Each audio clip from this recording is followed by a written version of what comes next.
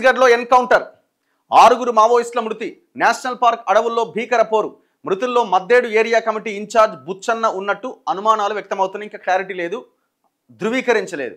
మొత్తానికి ఛత్తీస్గఢ్లో పోలీసులకి మావోయిస్టులకు మధ్య జరిగిన ఎన్కౌంటర్లో 6 నక్సలైట్లు చనిపోయారట. ఛత్తీస్గఢ్ మహారాష్ట్ర సరిహద్దుల్లోని బీజాపూర్ జిల్లా నేషనల్ పార్క్ అడవుల్లో మంగళవారం ఉదయం నుంచి భద్రతా బలగాలతో జరిగిన ఎదురు కాల్పుల్లో 6 మావోయిస్టులు చనిపోయారు. జిల్లా ఎస్పీ డాక్టర్ జితేంద్ర కుమార్ యాదవ్ తెలిపిన వివరాల ప్రకారం నేషనల్ పార్క్ అడవుల్లో మావోయిస్టులు ఉన్నారని నిఘా వర్గాల నుంచి సమాచారం అందింది. దీంతో బీజాపూర్, దంతేవాడ జిల్లాల నుంచి డిఆర్జీ, ఎస్టీఎఫ్ బృందాలు సంయుక్తంగా అక్కడి అడవుల్లో ఆపరేషన్ చేపట్టినాయి. ఉదయం 10 గంటల నుంచి సాయంత్రం వరకు ఇరు వర్గాల మధ్య భారీగా కాల్పులు కొనసాగినాయి.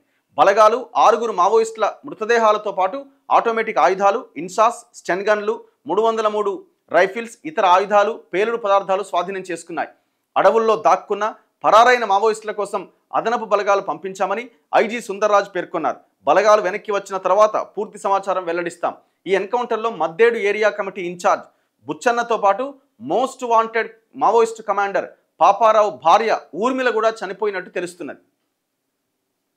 సో బుధవారం ఉదయం ఈ బీజాపూర్ జిల్లా కేంద్రానికి మృతదేహాలు తీసుకొచ్చేందుకు పోలీసులు ఏర్పాట్లు చేస్తున్నారట.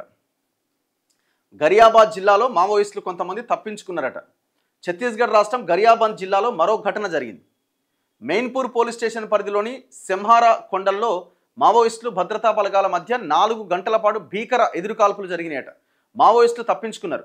బలగాలు ఆపరేషన్ కొనసాగిస్తున్నాయి. మావోయిస్టులు వదిలి వెళ్లిన ఆయుధాలు, భారీ పేలుడు పదార్థాలు, నిత్యావసరాలు స్వాధీనం చేసుకున్నారట.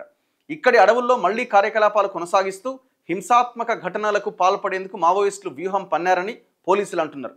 మరోపక్క most wanted Maoist commander Hidma దేవా అడవి వదిలి బయటికి రావాలని వారి తల్లు పుంజీ సింగే పిలుపునిచ్చారు. ఆయన ఎవరు? ఛత్తీస్గఢ్ హోమ్ మినిస్టర్ పోయి వాళ్ళతో కలిసి కూర్చొని భోజనం చేసిండు కదా. మావోయిస్ట్ అగ్రనాయకులు ఇప్పుడు వాళ్ళిద్దరే కీలకమైన పిల్లర్స్గా కనబడుతున్నారు. సో నిన్న జరిగిన ఎన్కౌంటర్ ఇది.